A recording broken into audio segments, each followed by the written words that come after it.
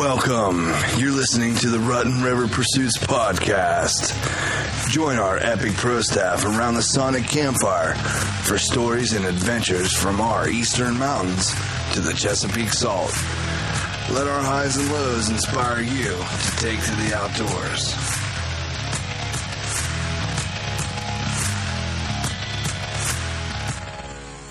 Hey guys, you're listening to the Rotten River Pursuit podcast. Got a pretty good show for you tonight. I'm Uncle Catfish. You don't say? Yeah. Ooh. Ooh. Oh, you don't say. Oh, you don't say. It's going to be one of those days. Sitting around the table with me, to my left. I'm Ryan. And I'm Will. It's Uncle Buck. I'm Steve. Oh, so we do have some new stuff to discuss tonight. There's been a tragedy that has been reclaimed new pup. He's brand new again. Yeah. I had my special boy.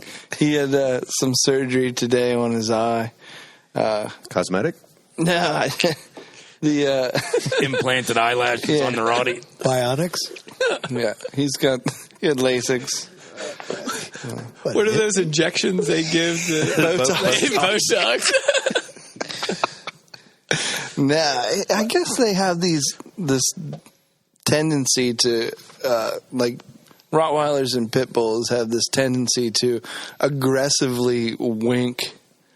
And I don't know of another way, but like that when it gets irritated, they can wink too hard and cause, like a ocular disturbance. Maybe he was just trying to tell you a joke. Like, he's like, hey, Will. What? Yeah? You know what I mean? You know what I'm saying? It must be a real issue in life to be so muscular that your eyelids are too muscular. It's true. I don't have that issue. Yeah, you can wink. I mean, you're pretty BA, know, but you're not Rottweiler. No. Blinking my eye off. So they actually did surgery to his eyelid. Yeah, they had to take a little slit in his eyelid and cut a couple of the muscles just to relax the eye. So when it heals, it'll be like a normal eye, allegedly. It reminds me of an old nursing story, but that's for another podcast. You have so many. I love them, though. Yeah, but I have something new. I'm going to head Will off to the pass on this one tonight. Found out what's wrong with the truck, speaking of babies. I was just going to ask, what's going on with the Ford? Number 7 injector. No way. Yeah. So instead of one, I'm going to buy four of them. That's a good idea. Since they're already Why in there. buy one when you can buy a 4? Yeah, it's either 1,700 or 2,800. Wow. So who's your injector guy? It's a friend of Sammy's. I think Sammy's got a 20% kickback. I've been doubting. Since he's got he's got to get ready for waterfowl season next year and replace those decoys. He needs a few new deeks. So, yeah. What a time for it to go down with a massive storm we just had. Oh, man. But the Exploder got around. The Ford Explorer did just fine. No, they're always good for it. Oh, yeah. Punch the gas and go. They'll run into everything. 4-wheel high, get you anywhere. Yeah. Yeah, Pennsylvania here this week. Speaking of that, we had Mother Nature decide to tell us that it isn't spring yet. Nor'easter. Yeah. 20 inches of snow in a lot of our area. Big, heavy, wet snow. Sammy predicted this 2 weeks ago, didn't he? Yeah, he put this evil on us, yes. Yeah. Well, it was crazy, too, because I called Will almost 2 weeks ago, and I told him, I said, listen, something's coming. I can feel it in my lower back. Yeah. I've been hurting for weeks, and he was headed up north for a concert, and he's, what do you mean, Bub? I said, no, it's coming. I know it. And then they had all these models from Canada and Europe out going, you guys are going to get crippling snow. And I went, no wonder I can't walk right. Was it like an actual model, like Sports Illustrated? It was like, the Sports Illustrated weather model. That's why you couldn't walk right. I couldn't walk right. This is the radar models you're referring to. The storm, Doppler. The storm wasn't all bad. Right. The storm wasn't all bad. I was trapped in Gettysburg, Pennsylvania. It lingered. It did. It didn't want to go away. The wraparound effect. I've learned that. I have a place where I work that weather means nothing. It could dump 6 feet of snow, hurricane on top of that, and an earthquake could rip the town in half, and you have to be at work. There's no excuse. Sick people don't take a vacation. No. So I actually rented a hotel at the 1863. It'd be cooler if they did. And I was trapped there with my. Don't say it. I was trapped there with four of my favorite people, and so I spent the whole night at the hotel making jokes and making people laugh with 4 girls from work. Boy, I was roughing it. Oh, sounds like. Yeah, it's all trapped in one little hotel room with 4 girls talking to them all, and it just really was rough. Bless your heart. You are a trooper. It didn't break out into a pillow fight or anything, did it? Damn it, if it should have. No, it was fun. They're all good friends from work, and it was just different. It's different to hang out with people from work in a snowstorm stuck in, and it was a good time. We had a good time. It was fun. You know, for anybody from work that's listening, we weren't drinking, of course, or anything like that. So. You know, it would have been pretty cool to have been snowed in here in the podcast room. In the podcast room, that would have like 2 days straight of the podcast marathon. All we would need is there's not enough for the gummy Traeger, bears. beer, and podcast table. We could belt out about 14. Mm-hmm. Be done for the year. Oh man, we could even hear Brad tell his. I mean, not Brad, but Ryan tell his. Brad, ouch! Sorry out there. Brad would be. Brad could probably tell it. Brad could definitely tell it. He's tired of hearing it. Brad's out slapsticking some hockeys tonight, ain't he? Yeah, hopefully. At this point, the puck has dropped on Game 7. I'm calling it. You know, it's adult men's league beer hockey. So It's for the not really. It's the championship game though. For the Scum Pond Cup. Stewie. the Stewie Cup. Oh, hey guys, hi. Ooh. They cram a lot of them in here in a week, don't they? Yeah, they went from the losers bracket up to the championship game tonight by, I guess they had to win the last 3 in a row. 2 of those 3 were this week, plus this one tonight's the 3rd one. So. Wow. Every time I came home with bent handlebars on my dirt bike, my mom would just look at me and go, I don't want to hear it. You did it to yourself. When it's all beat up and cut up. So when I see Brad this week or hear from him and he goes, man, my back isn't good and my knees hurt, I'm going to go, you did it to yourself. Exactly. You know, that's what my wife tells me a lot during hunting season when I complain that I'm tired. Tough love. Worn out. You didn't have to climb a tree and sit in it all day. It's your fault. We do it because we love it. Yeah, that's right. Oh, we have... Speaking of love. Oh. Tonight with us, we have a special guest, Aaron Ohl from Keystone Outdoors. How you doing, Aaron? Good. How's everybody? Pleasure to be here. Awesome. We're great. Awesome. I got to get this out real quick, guys. Last week we had a guest from Wisconsin, and Carrie Zilka, and I just feel like we hit the Wisconsin Powerball. She was awesome. The queen of outdoor podcasts, joined us last week. Super fun. Yeah. Our luck has it, we get to turn right around and hit the PA Powerball. We chucked another bugger. We got Aaron Ohl on the line. What? Yeah, it's crazy. Welcome, Aaron. You guys that don't follow Aaron, me and Will and some of the other guys do. His Facebook is Pristine. I was going to say stupid. It's just I see a lot of guys taking good quality pictures that do a lot of hunting and fishing, but you take the cake, brother. You have so many that I actually stopped scrolling at one point and went, my phone's going to die. Like, Too much. You must live Western Pennsylvania. Thanks, guys. I appreciate the love. You must have like 48-hour days out in Western Pennsylvania to get all that stuff jammed up in one Facebook page. You do great. When I was young and like to take, go out, we went kayak fishing and stuff on a junior a lot. There was no Facebook showing my age here. There was no Facebook and things like that. You were killing it on MySpace, weren't you? Yeah. I never had MySpace. MySpace. Yeah. Cell phones didn't really take pictures back then. You had an old flip Nokia phone in case you had to call if you fell in the river, and most of the time you didn't have it in a Ziploc bag. So, but tell us a little bit about you, Aaron. What's going on out in Western Pennsylvania? I know you got a big family. I was looking on Facebook. Oh, absolutely. I was born and raised in Sharon, Pennsylvania. Actually, it's right on the PA-Ohio border. I graduated from Sharpsville High School in 2004, and that's actually where I met my wife, Samantha. And we actually ended up buying a house here back in 2015. I have 4 beautiful children, starting with my youngest daughter, Maria. She'll be 3 on April 8th. And then there's Ina, who's 5, Kaylani, who's 8, and my oldest son, Japer, is 10. Japer, he's about ready. If he's 10 years old, he's about ready to go hunting with you then. Oh, yeah. He'll be actually getting his youth mentor permit this spring, and we'll be going on his first turkey hunt, and we're all pretty excited. Nice. Aaron, did you figure out what causes all that? Oh, yeah. I slip and a fall. I'm not sure where you found the time at. No, man, I take it. It's cold in the deer stand. Yeah. You got to stay warm somehow. Your youngest boy, take it, your oldest boy, he goes fishing with you already and all that then.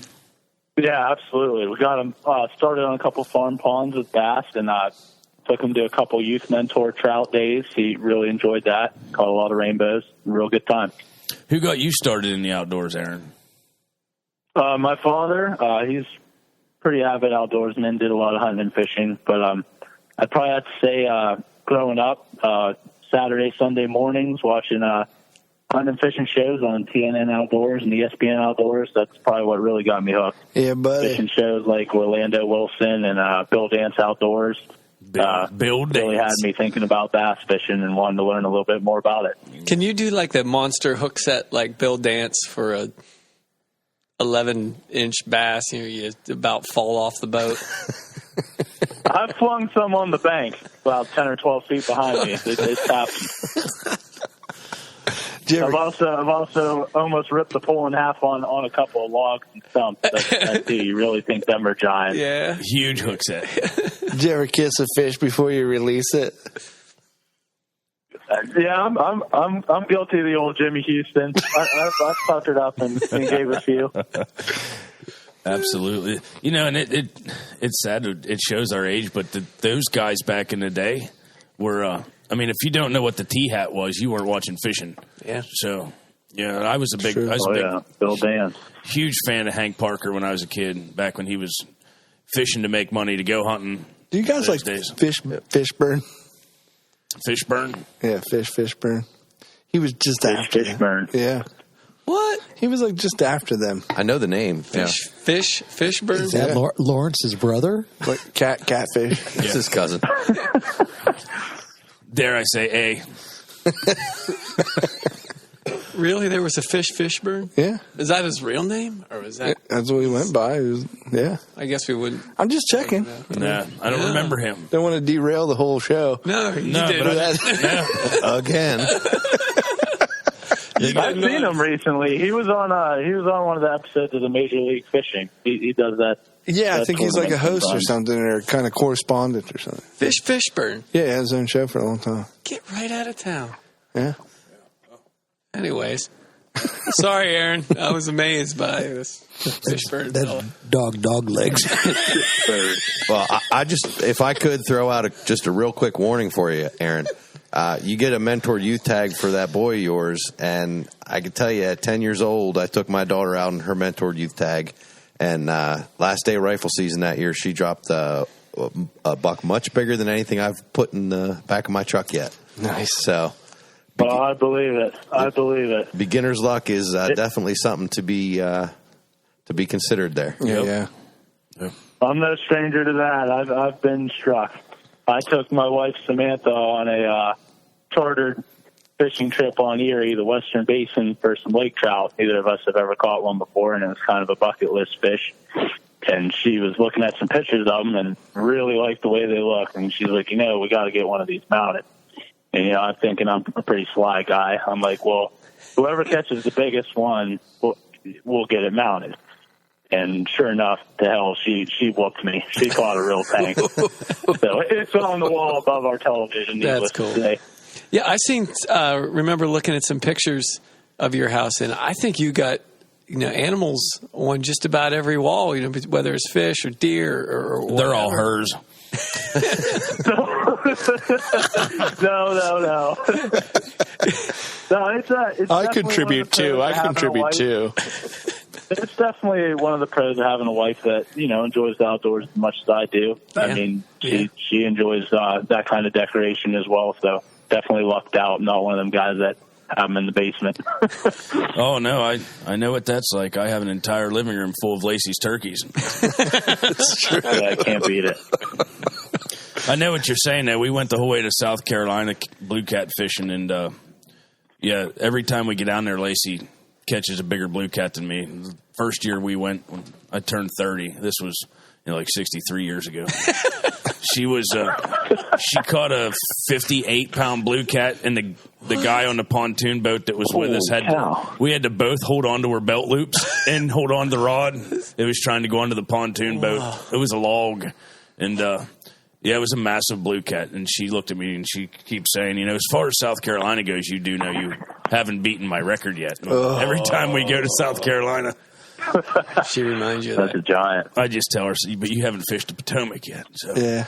Potomac's got some tanks on it. That's funny. The funny thing is that you have so many turkeys in your living room, and I think she just finds a way to just every one of them special. So each one of them needs to be mounted. Mm-hmm. Like there's so many. There's a flock of turkeys. A flock of full-mounted turkeys in my house. And here's the crazy thing: there's totes downstairs of probably 6 or 7 more, 10+ inch bearded toms in the totes. There needs to be a moratorium on the turkey. You need to cut it off at some point. Cut it off for a little bit. Tell her to kill something else. Yeah, Lacey's turkey addiction. Oh, she's bad. So yeah, I get the whole. Here's the thing, though. All joking aside, I would not have the relationship with my wife had she not taken to the outdoors the way that she did, Aaron. So I completely understand. Absolutely. Yeah. Yep. What's So let's get off the joking side and get on something more serious here. So pay attention because there is no right or wrong answer. Oh, here it comes. Oh, nervous. Oh no! But I'm going to ask you an R2 Uncle Catfish question, and you must get this right, or else we're just going to hang up on you. We're going to start another show. Please, Aaron. Aaron, get this right. Think hard, bud. Go way back in your subconscious. Go with your gut feeling and tell me yes or no. Let it come out naturally. Are corn dogs important to you? Yes, I love them. Redneck rocket fuel. You're my boy, Aaron. Ketchup. Got to have a lot of ketchup. Oh, the Heinz ketchup. Don't be bringing no mustard in my house. I like this guy more and more every time. Yeah, and you did say Heinz, which is glorious. We got a stadium to pay for, bud, right? What are you, Aaron? How far away from Pittsburgh are you? I'm about an hour and a half north. Yeah. Yeah, buddy. You ever go to the So Steelers? big Heinz guy. Heinz ketchup. You ever get down to the Steelers games? Actually, my wife was at her last VA appointment, and they actually offered her tickets to that stadium series outdoor Pens game, Pens versus Flyers. We were actually at Heinz Field for that. Pretty awesome. Where was our invite? I don't remember a phone call. We weren't technically friends. We were at that point. We were more social media Sorry, friends. guys. Well, next year. I think this podcast has taken our friendship Sealed to the another level. Yeah. To a Heinz Field Absolutely. Taking it to the Heinz Field friendship level. Yeah. I'm feeling it. You are like our northwestern friends. We got some western friends, but you're a northwestern contingency. What wildlife management unit are you in out there? It's 1A. I never heard of it. You must be way It's out not there. real. It's near Canada. Sounds made up. He's up in Tyler Dunn's neck of the woods. Yeah, it's one. Eh? It consists mostly of Mercer County, and a little bit of Venango, like the western probably quarter of Venango. It's amazing. I've lived in Pennsylvania basically my whole life, and there's Never still heard of that county. Yep, no, never. I've heard of Mercer for sure. Yeah. Aaron, how far away are you from Meadville? Meadville, about 40 minutes, 45 minutes. Okay, I know right where you're at then. I know exactly where you are. No, well, within 45 minutes. Absolutely. Look up. We're sending a drone to your house now. So Aaron, At least the smoke signals. Yeah. Aaron, you've got Keystone Outdoors. You're on Instagram. You're on Facebook. You've got this Trapper Tackle Pro Staff Facebook page. You got a lot going on. Talk a little bit about those, would you? I'm all over. Yeah, my most of my social media presence pertains to my company, Keystone Outdoors. Like you said, we're on Facebook, Instagram, YouTube.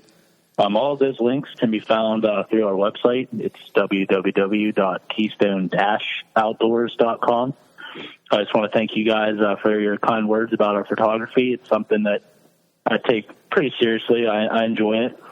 If you all haven't noticed, social media has become flooded with outdoors-based pages, definitely in recent years. I believe the content is the way to stand out.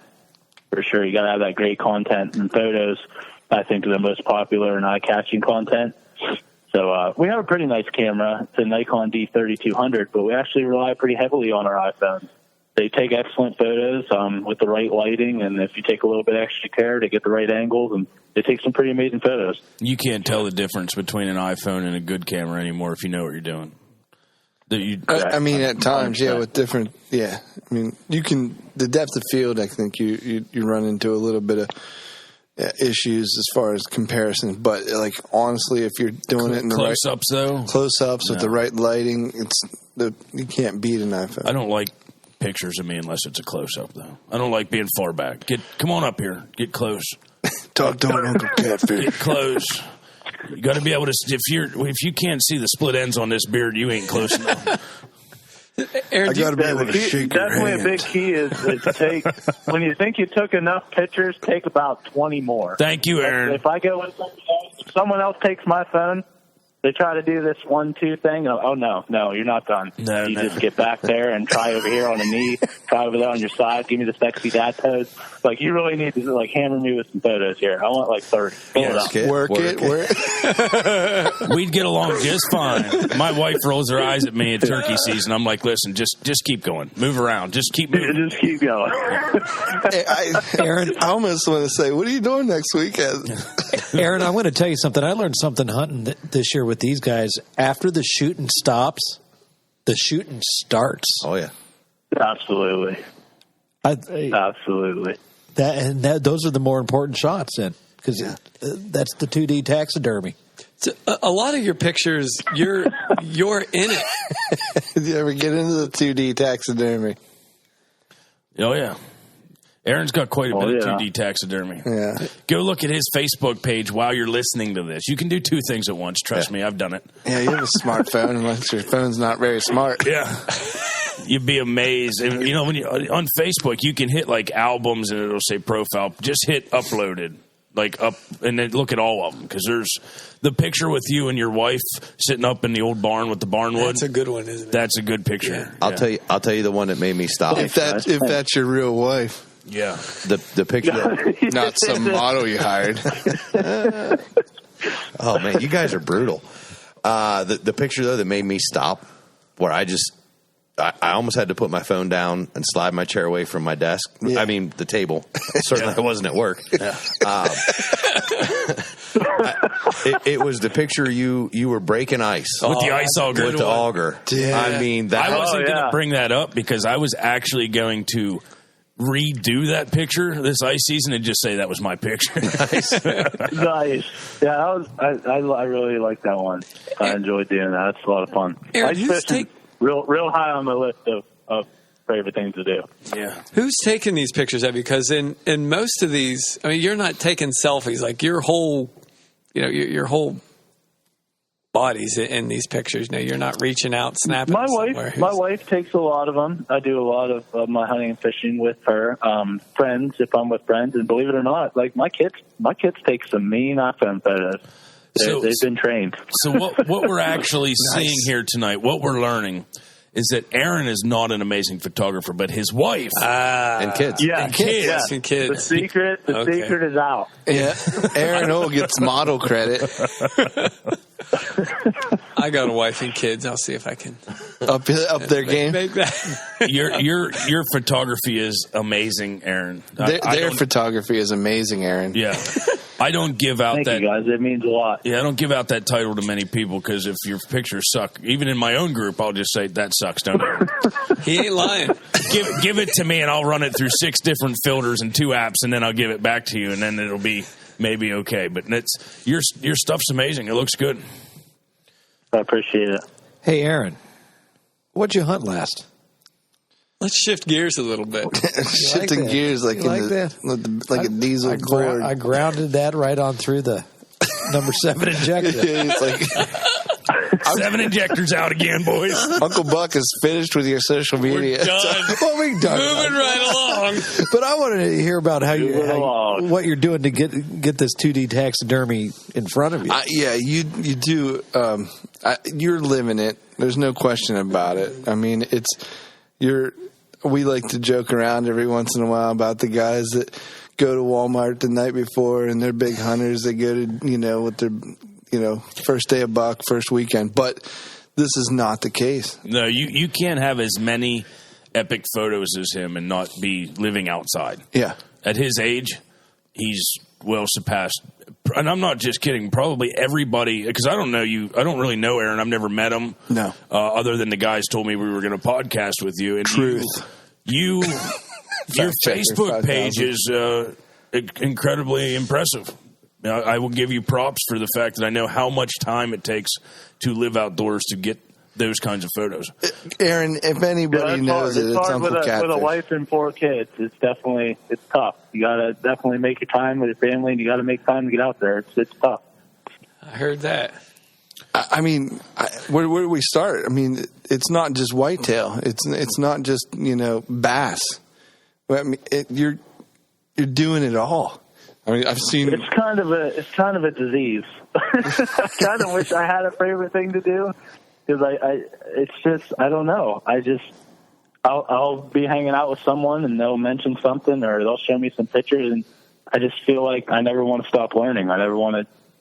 We have many seasons and we got a full year to do stuff and I just don't like to limit myself. I like to try to learn things and so I can be out there as much as possible. I enjoy learning new things and trying new things. Mm-hmm. Well, what's the last thing you went out and hunted for us?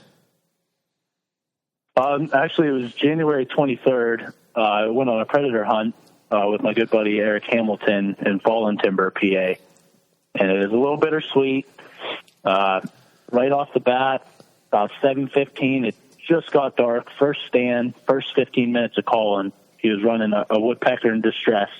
This gorgeous blonde-faced coyote comes out, steps out into the field, probably about 120 yards. I don't know if I rushed the shot. I don't know if there was maybe a limb in the way. I whiffed. Big whiff. I took a big chunk of fur right off of it, shot low. Oh, you're just marking them for next time. Haircuts. Yeah. I felt bad.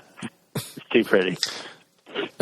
Did you end up successful later on, or was that your night there? It was looking like a fantastic night. Like I said, that was really early. Second set, called in a mating pair of gray fox, and Eric dropped one with a 17 Hornet. Beautiful fox. I haven't seen a gray fox in so long. I don't know. I used to see them whenever I was a kid, but I haven't seen them in a long time. We don't have. They're pretty elusive. They climb trees. Really? Yeah, they're the only fox that climbs trees.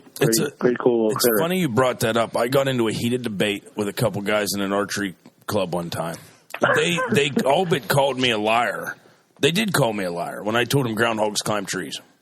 And yeah, they absolutely do. They do. I videotaped it when I was archery hunting. I saw this groundhog climb a tree, and I videotaped it with my cell phone. Now, it wasn't amazing footage, but it definitely proved my point. Nah. And I let them argue with me till they had their minds made up that they were right.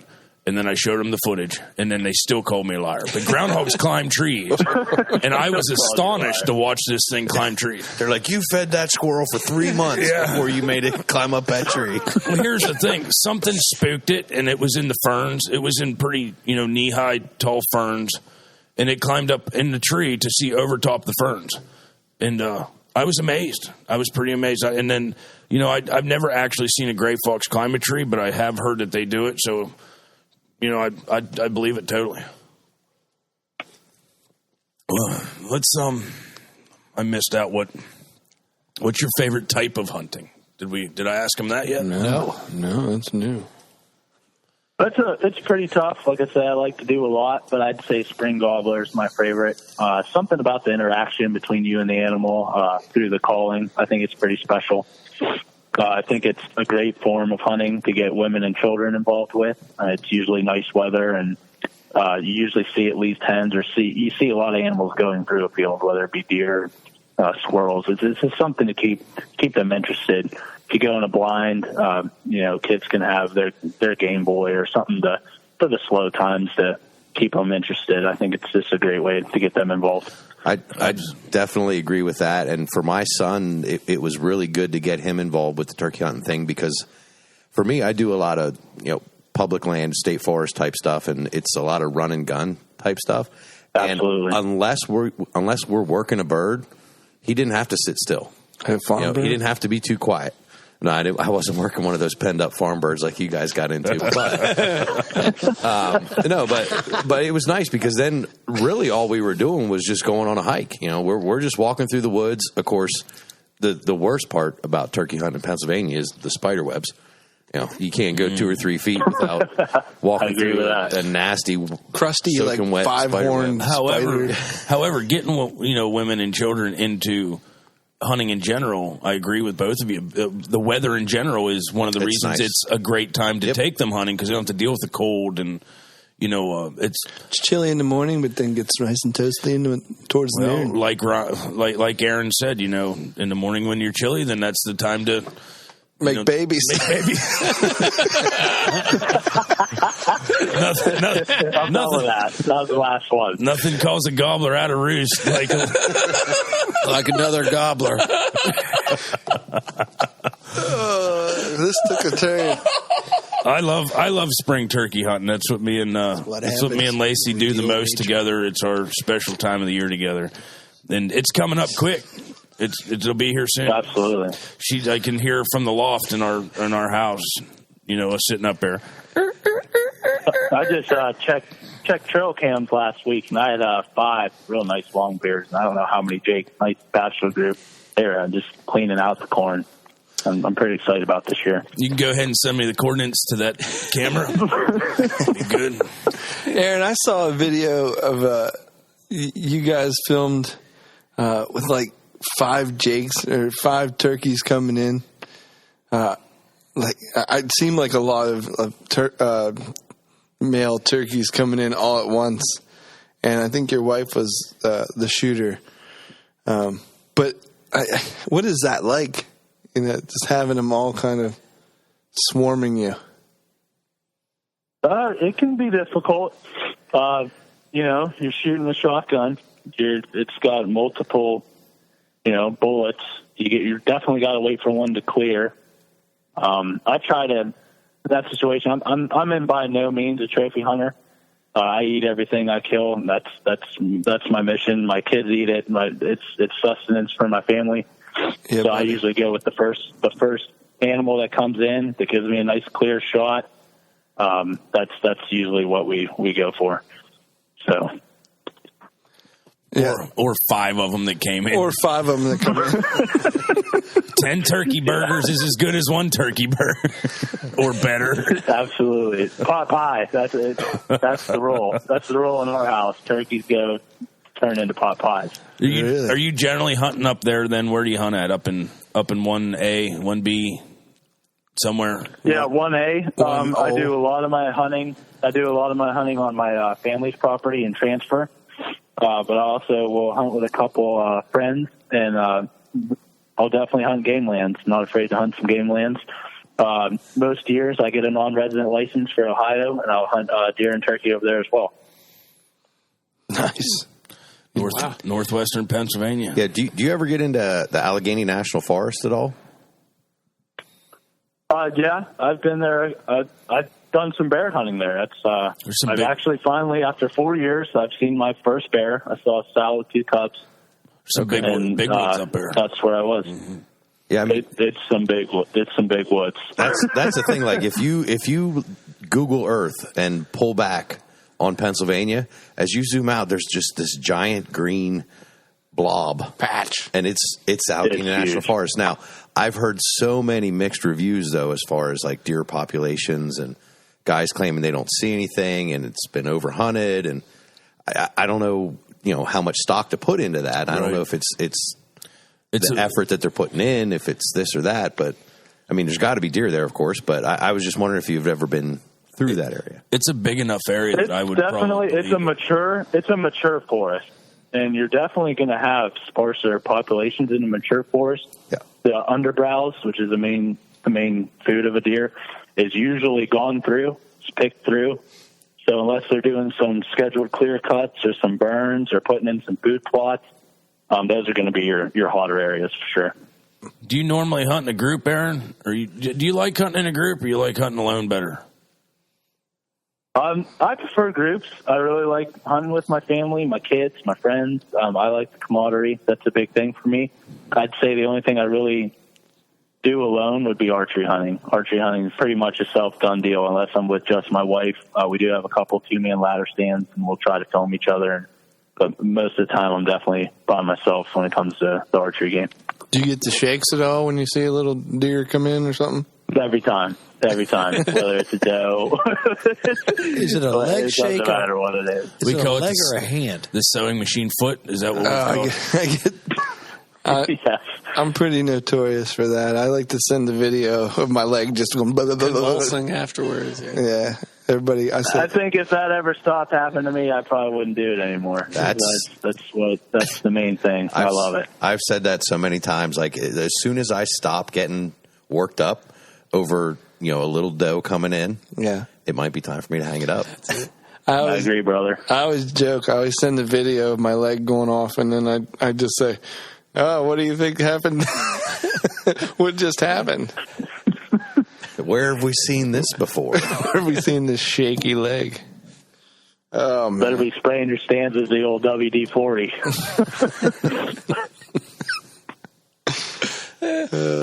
No, it's awesome. I love that time of year, and there's nothing like it.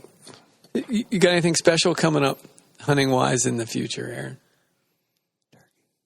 Aaron? Big hunt on my list is actually spring black bear. I want to go up to Quebec, Canada. My uncle actually runs an outfitter called Camp Dennis. I've been trying to make my way up there. Really? So one of these tax returns I don't spend on everything else in the world. I might about up there.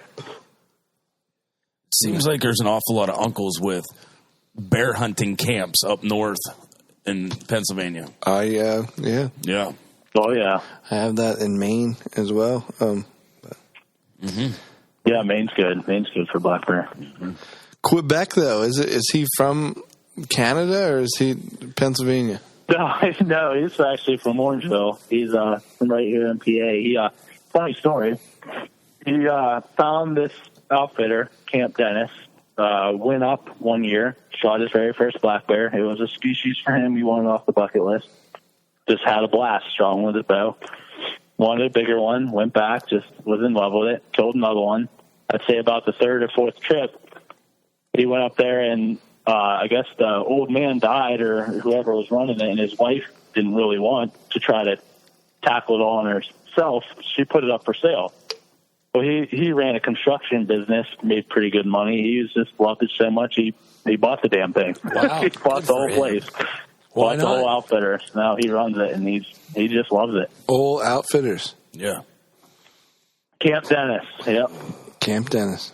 Quebec. I almost did that one time with an all-you-can-eat seafood buffet down in Salisbury, Maryland. The owner kicked over. I loved it so much, I almost bought the place. Nice. Yeah. Talking about special hunts, I don't know if you've caught our last episode or not, Aaron, but apparently soon on a bucket list hunt, I'm going to go to Russia and apparently kill a brown bear with a sturgeon. So I've heard that. Out of the helicopter. He's going to slap it with That the sounds sturgeon. sweet. yeah, as long as Carrie Z can bring me a frozen sturgeon that we can use as a spear, we'll be good to go. If she remembers us from last week. Make sure it's a big one. She forgot us already. I am going to fly the helicopter, though, so it's going to be a good time. I don't know if anybody told you I'm a astonished helicopter pilot. He just doesn't. When are we going to do one of those heli hog hunts then? Because I've seen a few YouTube videos of that. As soon as somebody allows me to fly one of their helicopters, we're in. Trust me, I know how to fly. Well, if I have one, you can fly mine. Yeah. He says he can get it off the ground. He doesn't know about the landing. I've had lots of practice. I've strapped my teacup Yorkies to the drone, fly them around, and let them record me. I got all kinds of practice. Lily's completely content 6 feet off the ground. See this dog fly? Come on down and watch it. Mary Poppins dog. You know what I do want to do, though, is I want to take the drone. Like right now in our lake where I live, Aaron, we're fishing for perch right now. But they're from the bank. You can't get a boat in this time of year, but from the bank, they're like 20 feet past where you can hit. Yeah. With 4-pound test line, further, heavy bank sinker. I thought about that the other night, taking the drone and dropping the bait right where I want it, right on the rock pile. I think it's illegal. Nice. I think it's not legal. Did you Illegal. see the YouTube video? It's not legal. But yes. Legal schmeagle. I'm not saying I want to go catch tuna like they're doing on YouTube, but yeah, that was cool. I mean, we're talking yellow perch out of Lake Mead. They might take the drone. We'll do it early in the morning. I'm videotaping the fish. What do they want? Well, couldn't you just have the drone take your bait and drop it? Well, that's what he's saying, yeah. Instead of just fishing with the drone. Thanks for following along. Sorry, well, or you know what else you could do? I'm listening. You could take the drone and connect and just drop the bait. Connect the line to the drone. Have the drone Just drop. Thought of that. fly That's the the bait newest out. concept out there. Interesting. Highly illegal, but interesting, yes. We can't try it if it's illegal. Aaron, why don't you come down and fly the drone for us so we don't get in trouble? Aaron, will you... I don't think I'm qualified. What I don't think is illegal is if Aaron comes down in his kayak and paddles it out and Kayak's the drops bait it off. out there. That sounds like a better idea. Now we're talking. I was out this year in my kayak already. We had that Friday that was like 72, 74, and I was all excited for spring, and then Mother Nature smacked me in the face. Yeah. She sure did. Yes, she did. You've had the kayak out already. Twice. Yep. Aaron? Favorite? Go ahead. Aaron, have you had your kayak out yet? I actually just purchased a brand new one. I did So yes, take it to the yes or lake no? on a little maiden voyage, but I don't think I threw a lure. I just wanted to just test her out and feel her out. Didn't really do any fishing from it yet. Yeah, you can't buy a new toy and not take it out the same day. No. It was driving me nuts just sitting in the shed. This is why we don't buy snowmobiles in August, because we'll just ruin them. I have to run it up the driveway. Catfish bought 3 kayaks last year. Yeah, I'm a little bit of a kayak. Nice. I'm an addict. I like kayaking a lot. It's the best. I'm looking forward to getting into some of that. Yeah. I know my son does not listen to this podcast, so we're good. He's getting one for Easter. He's getting a fishing kayak. Fantastic. The 2 girls are also getting kayaks. Those are just straight, paddle, just regular touring kayaks, I guess. Yeah. But his is an actual fishing kayak. It's a pretty sweet setup. Yeah. And can't wait to take it from him. You have and use it myself. So. you haven't seen anything until you saw an Easter bunny dragging a 14-foot kayak up the driveway. Well, the sad part is we bought these kayaks back in September, I think. And we've been hiding them. You're just from the sitting kids. on 'em. Originally, they were going to be Christmas presents. Yeah. But then, How do you hide 3 kayaks? they're down in we have a separate building that's a garage off the house, and they're down around the basement part, which we never go in, except, I killed a buck this year, so we're skinning the buck out, and my son looks over, he's like, well, are those kayaks? I'm like, I don't know what that is. Your uncle put stuff down here. Go away. Go to your room. You get out grounded. Go help your mom do dishes. Quit asking questions. And then, of course, the snowmobiles are also down there. And just yesterday, my 9-year-old is down there, and she's like, whose kayaks are those over there? I'm like, I don't know. Your uncle put stuff down here. Get out of here. You're grounded. Quit asking questions. By the way, They're not kayaks. They're bumpers for the Ram. So the kids are scared of the basement over there at the garage. they always get grounded when they go there. So you got it. What kayak are you using over there, Aaron? I heard you say you got a Jackson.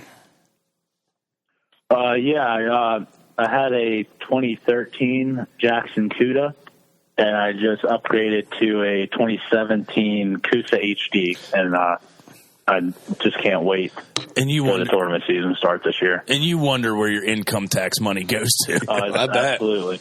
I have a 13.5-foot lure, which is from Feel Free. Yeah, nice. It has some minor modifications to make it better. Oh, yeah. And Although, if I remember correctly, it needs a longer anchor rope. it does. It needs a longer anchor rope.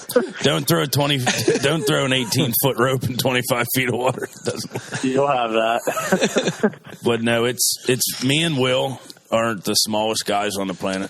However, we were both standing on it in the river last year, and it still didn't even think about taking on water. It was pretty amazing. You and Sean did the mid-water transfer. Yeah, we just walked across to my kayaks from one to the other. Really? Yeah, they're pretty stable. Now I've actually sat in a Jackson, and I'll tell you, they're tanks. Yeah. They're nice, like Great saltwater kayaks and things like that. They're a little out of my price range. Really? Yeah. Well, you can either buy one Jackson or you can buy 3 Feel Frees. You know, which Yeah. There you go. Yeah. Simple mathematics. yeah, I like to take buddies with me fishing. There goes another show with math in it. Yeah, I was going to say. Damn. Now, are you east of the Rockies or west? We've got to stop doing that. Math. This is a math-free zone. Yes. We No come math. we come We here to hate get math. away from thinking. We're better men because of this podcast. I'm just going to say that. What types of fishing do you participate in, Aaron? Like, what's your favorite? Probably be easier to tell you what I don't fish for. I do it nothing? all every way possible. Fly fish, kayak fishing. I even bow fish. I just love it all. I love fishing. But out of your kayak, have you? I saw pictures. Now, tell me if I'm wrong. Were you doing some tournament fishing? Yes, absolutely. Yep. I'd probably say that's my favorite fishing is kayak bass fishing. It's probably what I do the most. I really enjoy the competition aspect of it, and I really like being able to access spots that those big boats can't reach. I think that's pretty cool. I'm about to blow your mind. You're going to come down to the Potomac River and catch 60, 70-pound blue cats off your kayak with me. I'm ready. Yeah. Sign me up. How about the start in the Susquehanna, or do you just want to go straight down? But I think this guy's actually graduated enough that I can trust him in 80 feet of water with a 70-pound fish. And I'm going to go along just to be the photographer because we know that Aaron can't take the pictures. So Yeah. I'm going to come along and take the pictures. Just take a lot of them. There's going to be 100,000 people listen to this podcast that think you're a crappy photographer by the end of it. But they're going to love your pictures.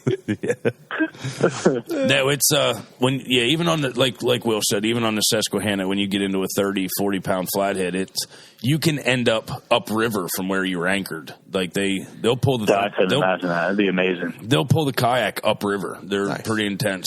Aaron, you have a big flathead. I mean, you have a picture of a monster flathead. Yeah. It's a baby Yeah. flathead. Yep. Is it a baby? That's a baby flathead.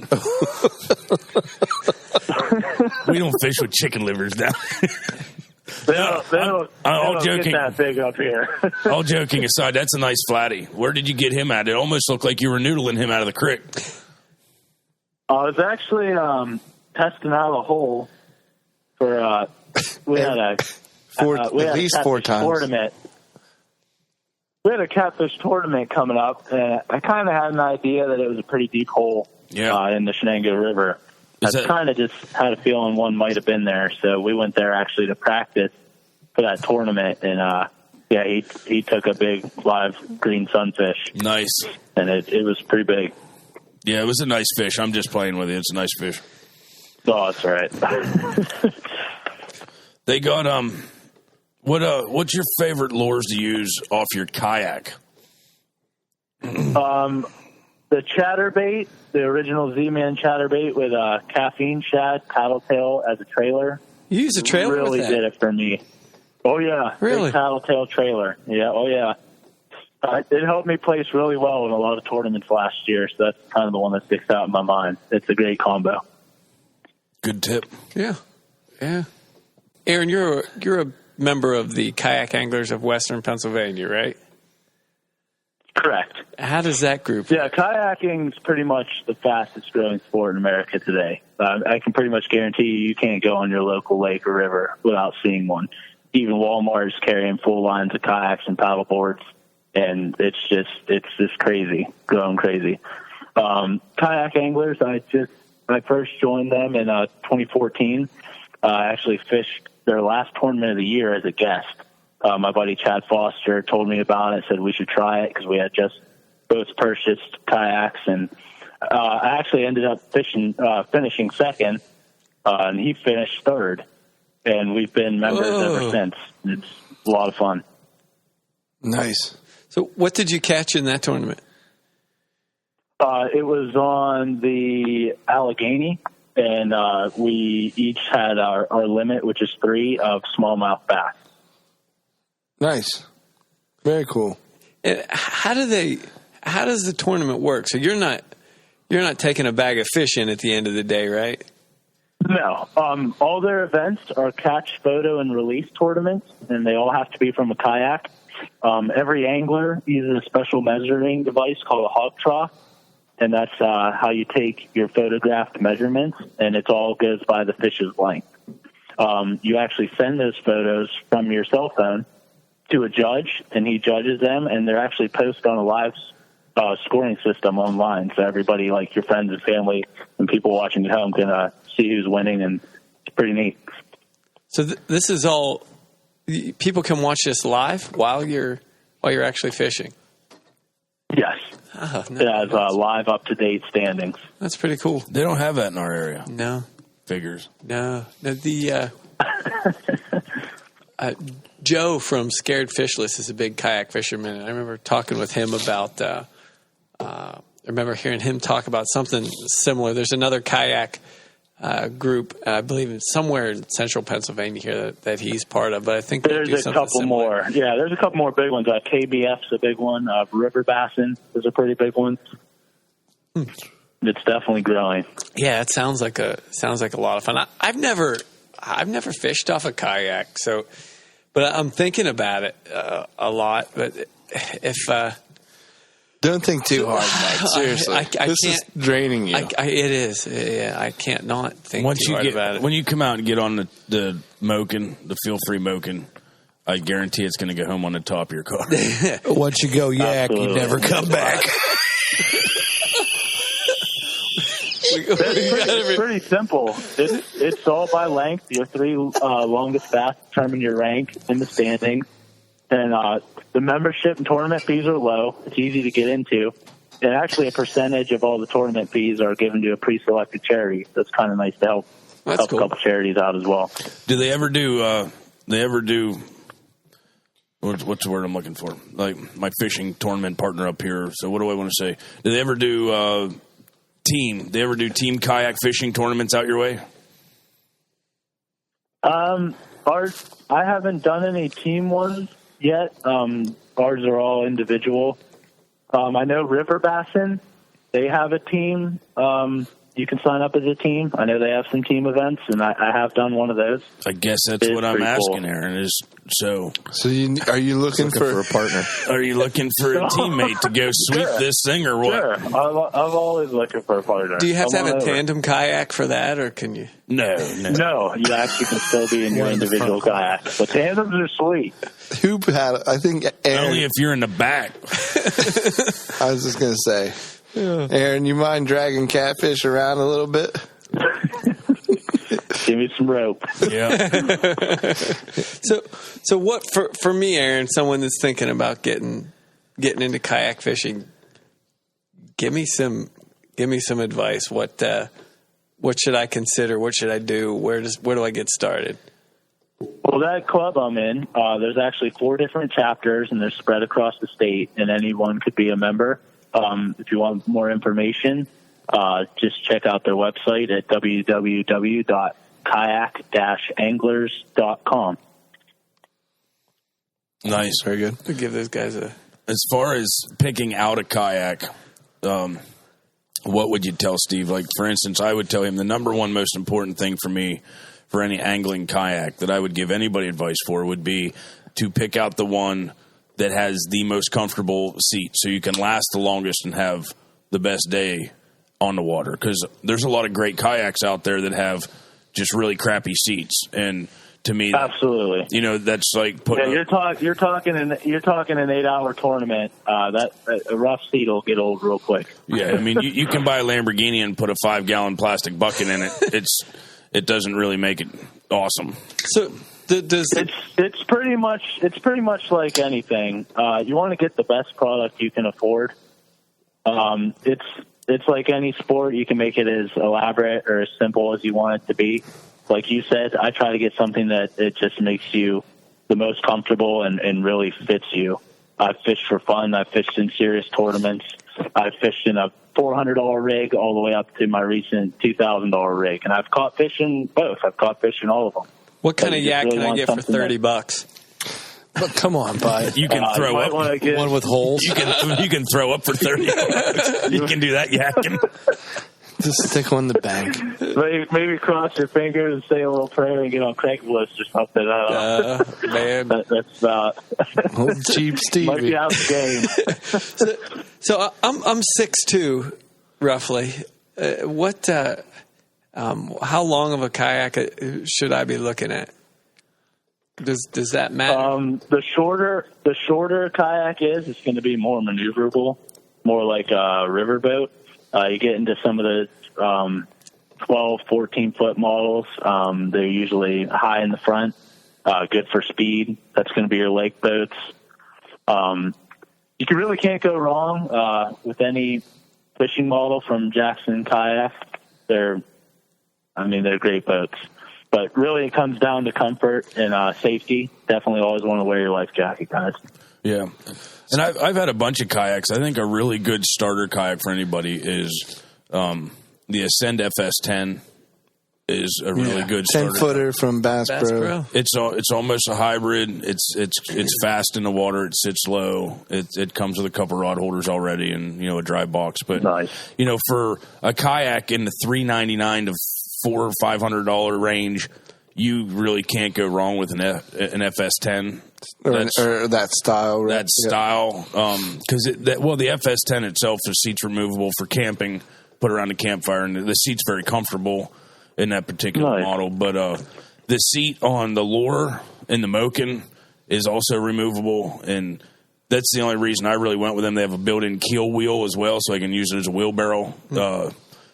Is to me the most comfortable seat on the market is really why I went with them.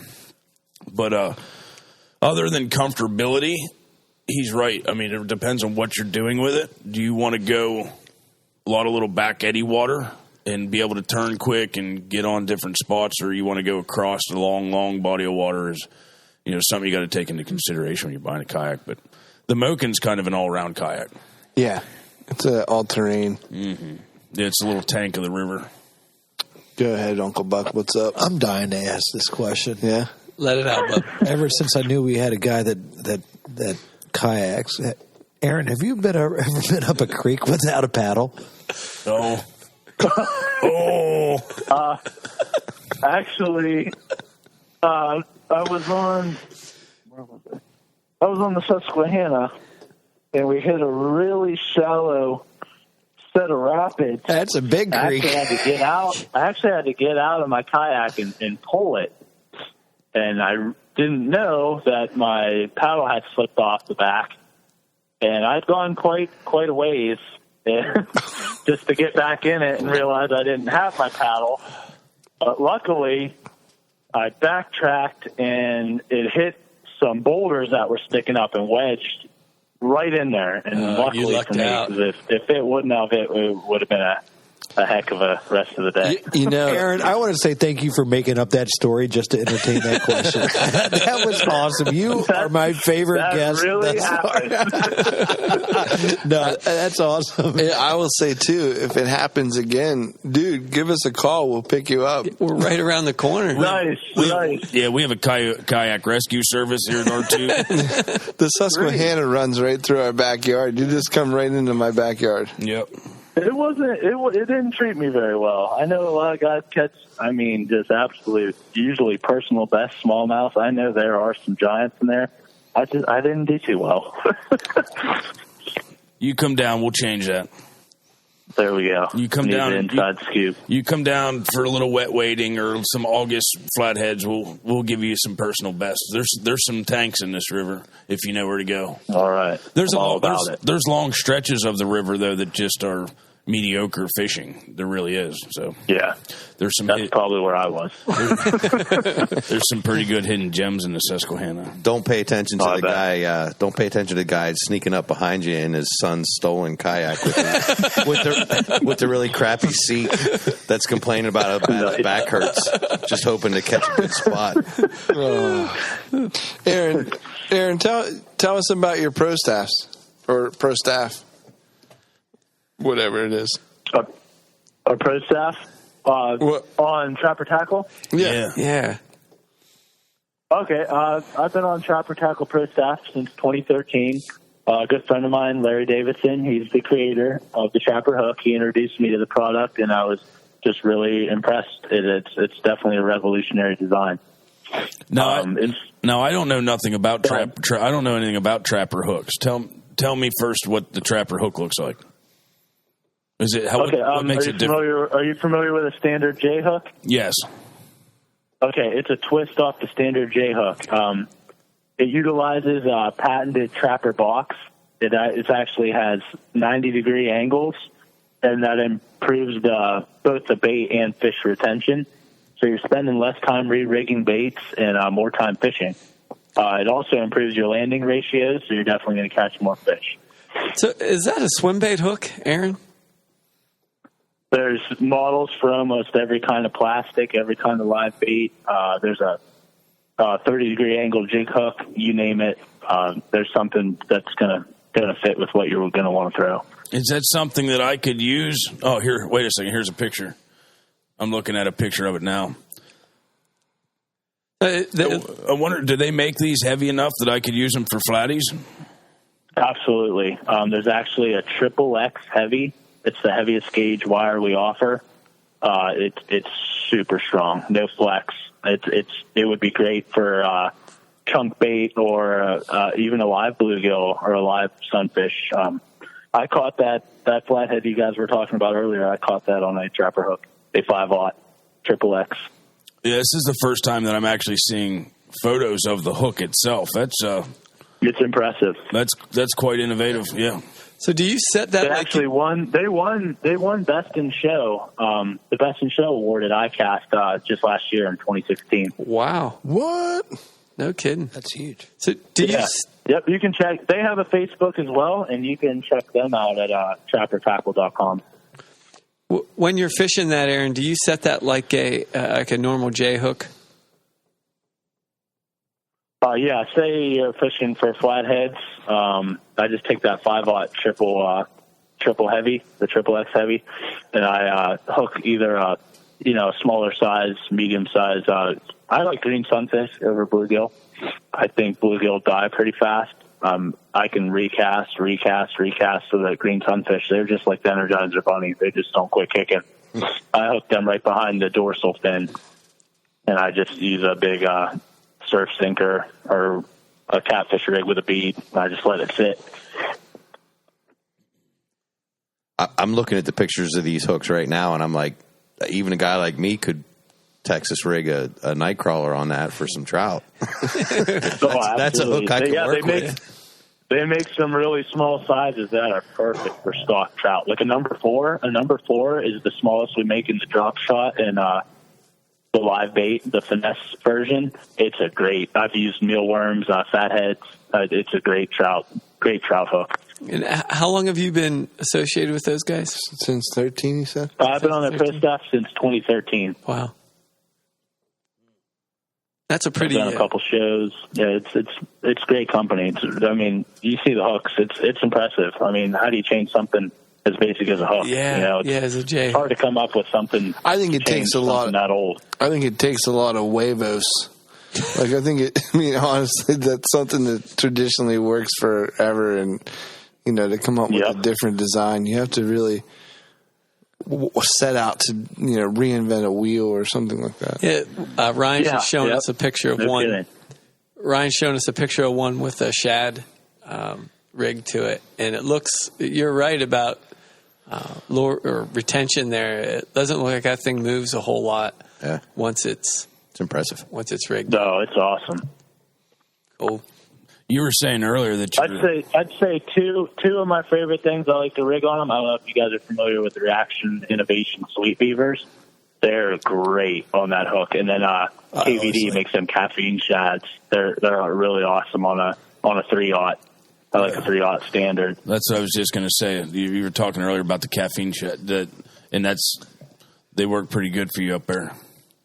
Oh yeah, real great on bass and northern pike. Like right now, they're starting to spawn. I've caught a lot of pike on caffeine shad.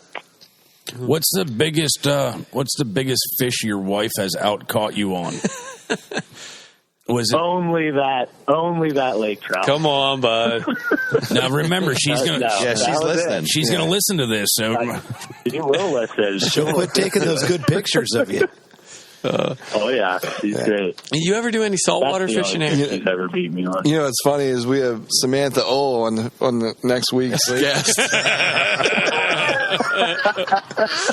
Photographer, professional fisherman. Yep. Nice. You ever saltwater fish at all? I've only done it once in my life. Just on a whim, went with a buddy back when I was single. We took a 2-day trip down to Fort Myers Beach, Florida. Went on a head boat. I couldn't even tell you what I caught. Just a bunch of reef fish. I was kind of let down. You watch these shows and you think, and I thought I was catching a barracuda or a hammerhead shark or something. Yeah. I catch these little reef fish. It was cool. I mean, catching stuff I've never seen before. But I tell you what, you can get some fillets off some saltwater fish. I'm throwing them back, and the lady's like looking at me. She's kind of mad. And she's like, "Why are you throwing all them back?" I was like, "I'm from Pennsylvania. I know what an eater fish is." Okay. So I tell you what, I went to the back of that head though, where they were cutting them up. Man, you can get some thick fillets off little fish there. So I started keeping all of them. It's amazing. The only Pennsylvania people say that. When I went to Alaska in '97 hunting, and they were asking me questions like, "I'm from Pennsylvania. I know how to do it." Yeah, it was pretty cool. They would fillet it right in the back of the boat for you and put it on ice in a baggie. And at the docks, there was a restaurant. And all you did, you bought a side and a drink, and they cooked your fish you caught and for your meal. It was pretty amazing. Never had fish that fresh, for sure. I have one more Pennsylvania-ism. I've hunted out of state a couple times, and I've killed some deer out of state, and I'm like, your deer are stupid. they're just dumb. They don't understand. Our Pennsylvania deer are smarter than your deer. Pennsylvania deer walk around looking up. Yeah, absolutely. That just reminded me of that. Yeah, if you can make it in the outdoors in Pennsylvania, you can make it anywhere. I feel like that's the case. We're trying to make PA sexy. I say it every week, but I think you're doing it, Aaron Ohl. Thanks, guys.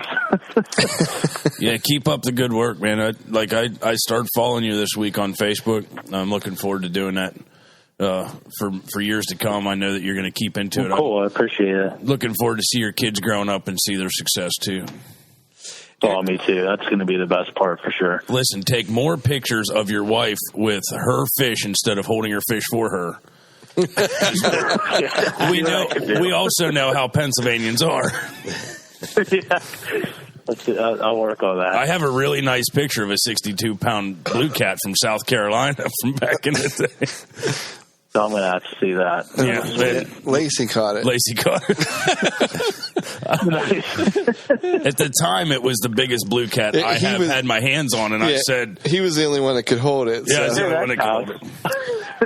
I can't hold it up. I'm like, this is good, right? The guy's getting ready to take the picture, and I just shove the wife out of the way at the last second. Snap. That's great. Aaron, if you ever get away from the Yints part of Pennsylvania in the western part of the state to the Yunts part in the central PA here, make sure you look us up. Well, I will do that. I'm a traveler. I have no problem. I'll check your region out. I check them all out. Cool. So, how can people learn more about you? Follow your pages. I'm definitely on Facebook. You can check us out at www.facebook.com/Keystone Outdoors. We're on Instagram. You can either hashtag Keystone Outdoors or at Keystone Outdoors. We're on YouTube, www.youtube.com/Keystone Outdoors TV. Or you can find all those links on our website once again at www.keystone-outdoors.com. All right. Very cool. Did you guys get that? Keystone Outdoors. On the World Wide Web. On the www World Wide Web. Guys, where can they find us?